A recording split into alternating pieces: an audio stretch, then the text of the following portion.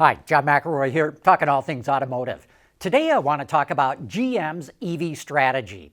And if you're about to roll your eyes, I don't blame you. General Motors brings a lot of baggage to any discussion about electric cars. It's overpromised and underdelivered so many times that you have to take whatever it says with a healthy dose of skepticism. And this goes back years ago. Not many people remember this, but back in 1979, GM announced it had developed a battery breakthrough.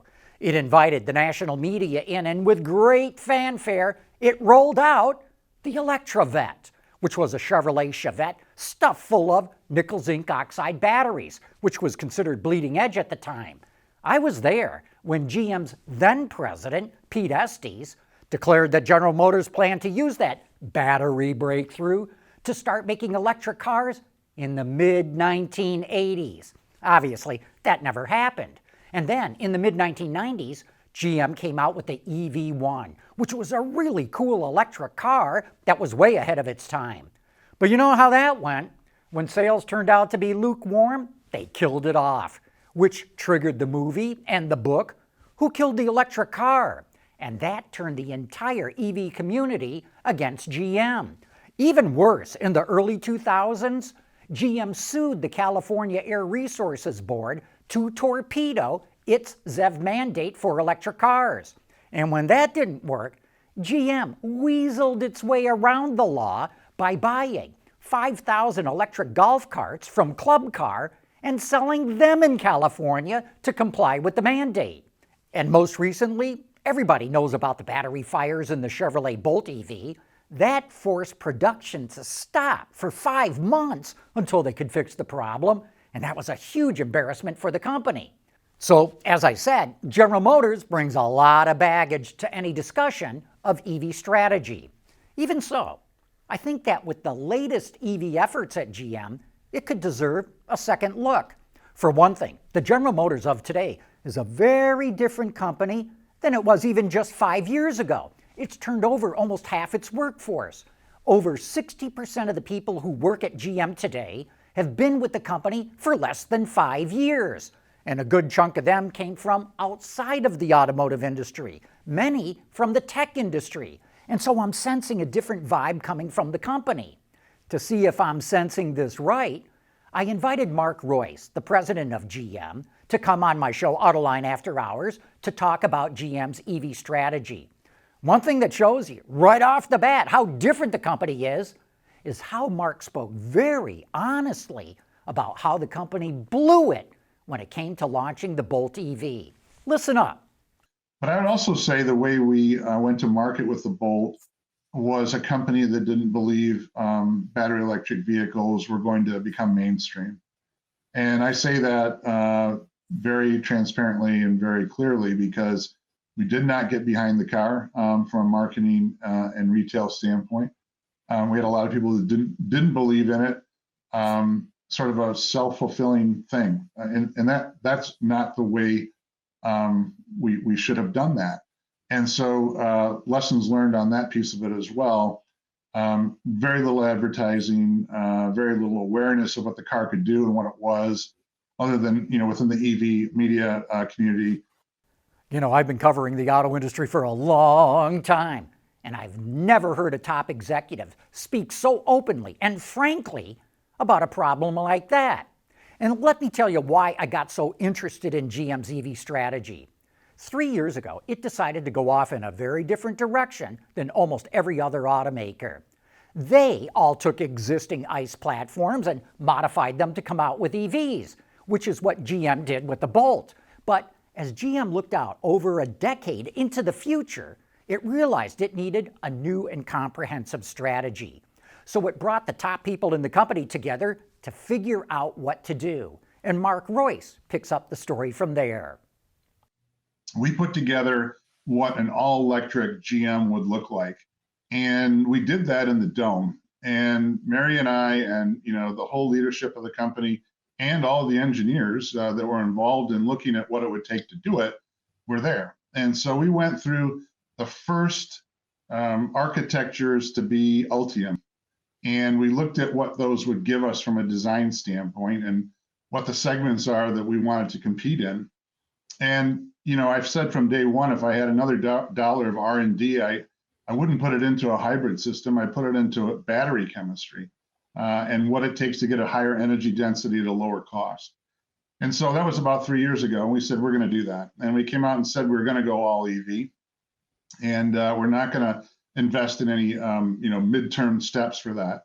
But we're going to do it in a way that we're dedicated platforms, because we have enough experience on sort of the derivative platforms that were made EV, if you will, except for EV1. And those were really tough from a SCAR standpoint, engineering wise. So what I mean by that is that an ICE platform would carry a lot of different things that were accommodating different powertrains transmission and engines at the time, a lot of different chassis, a lot of different regulatory requirements around the world because they were global platforms. And so we looked at that and we said that can't be the best way to do this. We need a dedicated set of platforms and really derivative off of one core battery vertically integrated system called Ultium. And that's when we did it. By deciding to skip hybrids and plug-ins and go straight to pure BEVs, and by designing those BEVs from the ground up with dedicated platforms and vertically integrated battery production, and starting all of that 3 years ago, GM is probably out ahead of all the other traditional automakers. But the scale that we'll get sooner than lots of people will be in the plants that we put in that are almost done and ready to start producing, like Lordstown, that cell plant. The first cell plant's almost ready to go. I can't say that about a lot of other people. The second cell plant will be in Spring Hill, Tennessee, alongside the Lyric, of which I was down the other day, and we're putting the walls on it, so that's getting ready to go. And then the third one will be in Lansing. And so, we announced that here a couple months ago. So, the scale is coming very fast for us. The pipeline is full of products that are dedicated products that will get to price points that I'm not sure our competitors have, things like a $30,000 Equinox. That's what we're doing. We're not doing this for now. We're doing it for the next 5 to 10 years. And, I'll take that all day. A key part of GM's EV strategy is that it developed its Ultium architecture and battery packs to be modular and flexible so that they can be configured to fit into any size of electric vehicle that GM wants to sell. In other words, they've developed an architecture that can accommodate its entire lineup. This opens the doors for a tremendous set of design choices. So that's one of them. I think the ride and handling piece is a big one. And I'm not sure that you can get that with a retrofitted architecture because it's not optimized for that. And so it gets into what are you doing at the wheels, at the knuckles? What are you doing on a wheelbase? Where's the center of gravity? Those are all really important things. And if you're doing something from the ground up, you can get H points that are very low for low roof vehicles. You can get H points that are very high for our battery electric trucks like the Hummer. And you get things in between like the Silverado and the new Sierra. And you can do crossovers like the Equinox. And the Equinox and the Lyric are BEV3 Ultium architectures. And so there's a ton of that at the vehicle level. The other piece of it is at the business level. And I would say our pack and architecture for cells allows us to go continually improve our chemistries. And you can actually backwardly put modules of new chemistry packs within the old pack of an Ultium platform. It also allows us to do things like a wireless battery control system. And so we eliminate, up to 70 or 80% of the wires that are used to connect batteries, cells, and modules within a pack. We've eliminated all of that. We've up integrated into our electric motors. Some of the things you'll see if you open the hood of other electric vehicles, you'll see massive orange wires that are high voltage wires that connect everything. We've up integrated a lot of that into our electric motors that are ours, right? And so I think the vehicle integration piece of that and the vertical integration piece of it are huge advantages for us. And the scale piece of it, now we can do cells like the prismatics that are in China for CATL. We can use those cells We can use the pouch-based cells here. We can use solid state. We can do whatever we want. Another thing that caught my eye is that GM is developing these EVs far faster than it does with its piston-powered vehicles. It developed the Hummer EV in 2.5 years. That's at least a year faster than it normally takes. The Bright Drop van was done faster, only 20 months, and the Cadillac Lyriq production was pulled forward by 9 months. By dramatically picking up the pace of its product development, GM will have 30 EV models in production by 2025, and it expects to be making 2 million of them by then. That includes EVs that it will be making for Honda, and that should tell you something, that Honda would turn to General Motors to manufacture EVs for it. I was curious to know how far GM was willing to go to restructure the company as part of its new strategy. Ford, as you probably know, is splitting the company into 2 business units, one for ICE and the other for BEVs. Renault's talking about doing the same thing. Here's what Mark had to say about that. We looked at this about a year and a half ago, and we really looked at it hard. But, we restructured in the way that I described earlier so that we have really good engineers that can do lots of different things. I think that's a really healthy company. And so whether you're doing the next Duramax on a heavy duty truck or you're working on, the Equinox and the architecting of a new BEV3/Ultium platform, and you're doing a new electric motor, or you're doing whatever, the connected services is a big part of this too. And so it's hard for me to understand how you can separate really good software and creative engineers from, propulsion.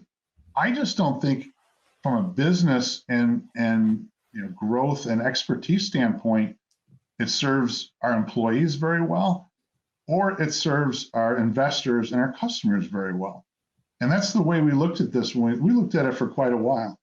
And I got to say, I want everybody motivated. Whatever General Motors project they're working on, I don't want them to feel like they're over here doing something that, is old and not the cool, new, shiny thing. I want everybody doing the best things for any propulsion system we put into production, and the connected vehicle software as well.